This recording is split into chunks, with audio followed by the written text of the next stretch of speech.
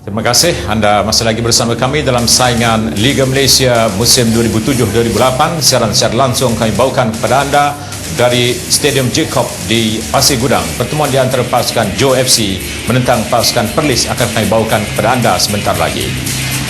Bagi pasukan Perlis, sudah pasti kemenangan yang dicapai oleh pasukan tuan rumah dalam saingan Piala FA sedikit menggerunkan mereka. Bukan calang-calang pasukan yang ditewaskan oleh pasukan Johor FC dalam saingan Piala FA.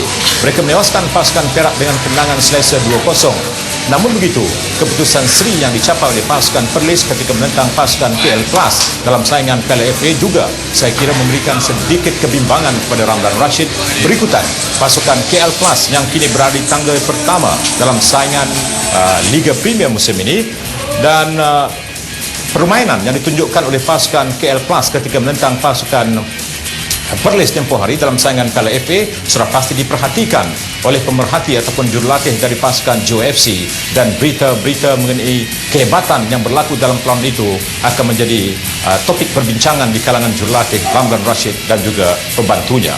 Jadi mampukah pasukan Johor FC mengejutkan pasukan Perlis sekaligus menebus kekalahan mereka 1-3 kepada pasukan Perlis di pusingan yang pertama? Sama-samalah kita tunggu. Bagi pasukan Perlis dalam perlawanan ini, mereka kehilangan 3 pemain tonggak. K. Soleh dan juga Muhammad Nizaruddin Yusof dan Rudi Ramli tidak dapat beraksi berikutan kecederaan yang dialami oleh ketiga-tiga pemain itu. Namun begitu, nampaknya Haji Irfan Bakti telah pun mencaturkan satu pasukan yang saya kira mempunyai kehebatan melalui beberapa pemain yang sebelum ini jarang diturunkan, dan Irfan nampaknya melakukan sedikit rombakan di mana pemain midfield Khairul telah ditolak ke bahagian atas untuk bergandingan bersama Filimon Cepeta. Jadi bagi pasukan Johor FC sudah pasti mereka perlu sangat memberi perhatian kepada pemain yang menjaringkan 9 gol pada ketika ini, berada di tangga yang ketiga dalam senarai penjaring terbanyak, iaitu Filimon Cepeta, iaitu penyerang dari Zambia yang sudah pasti akan menggoncang benteng pertahanan pasukan Johor FC.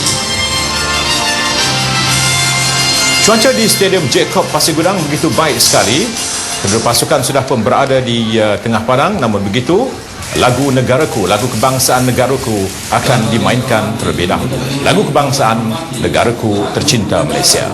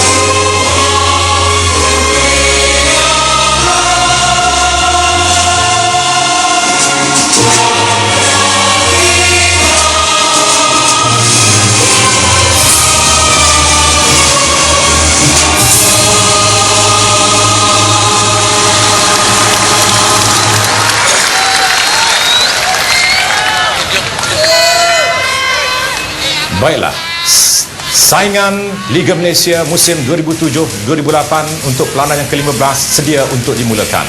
Mampukah pasukan yang dilabelkan ataupun diberi jolokan dengan si lebah menentang pasukan singa ini? Mampukah lebah menyengat singa? Haji Hasbullah Awang mempunyai jawapannya. Kita bersama dengan pengulas perlawanan, Haji Hasbullah Awang. Terima kasih Sauki. Jauh memisahkan mereka. Singa Utara 800 km lebih di utara bertemu dengan pasukan Johor FC di selatan. Pertemuan ini juga menarik. Sejak dari Liga Malaysia bermula pada tahun 2004, ini adalah pertemuan yang ke-8 bagi mereka. Dengan rekod 7 pertemuan sebelum ini, pasukan Johor FC menang 3 kali, sementara itu pasukan Perlis menang 4 kali. Tetapi itulah rekod yang telah ditinggalkan. Kerana kedua pasukan sekarang ini mencari mata untuk mengubah kedudukan. Dengan di Liga sekarang ini, Perlis menduduki tempat yang ketiga, sementara JFC tempat yang ketujuh. Perlawanan sebelum ini bagi kedua pasukan pada 26 Januari 2008 ini, Perlis menewaskan pasukan JFC 3-1 di Kanga. Itulah masa untuk JFC membalas dendam kekalahan sambil itu menyamakan pula kedudukan perlawanan sebelum ini, kerana dari 7 perlawanan Perlis menang 4 sementara JFC menang 3.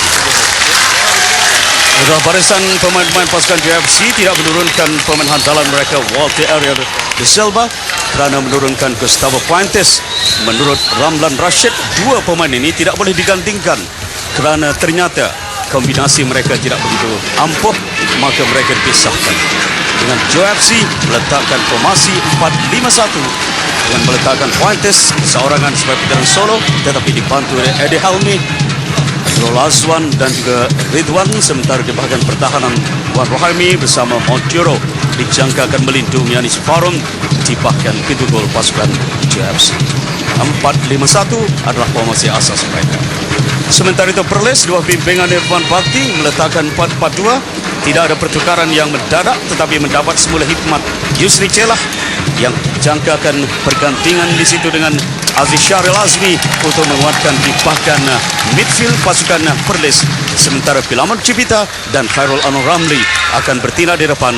Ritaudin Emran dan Kabwe Kamzati akan melindungi Yusuf Isa sebagai pemain yang terakhir ataupun penjaga gol pasukan Perlis.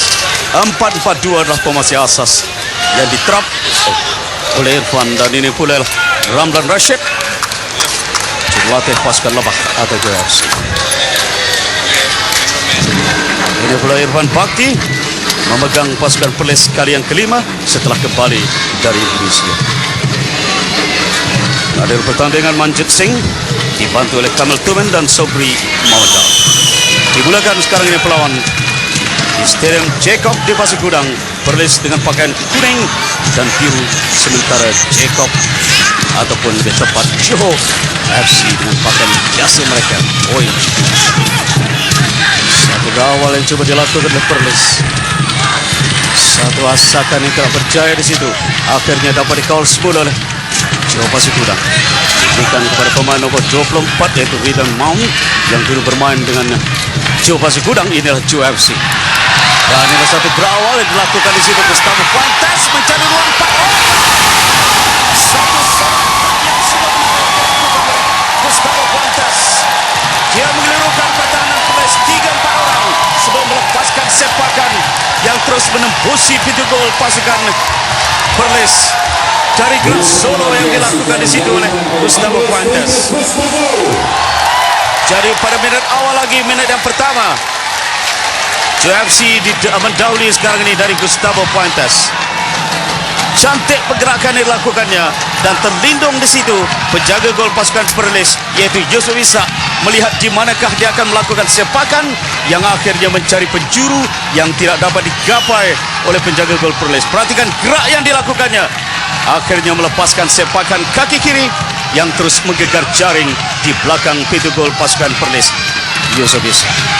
Satu lagi pergerakan yang sememangnya secara spontan menerima kegembiraan Ramlan Rashid. Jadi 1-0 JFC tuan rumah mendahului Perlis pada minit pertama perlawanan.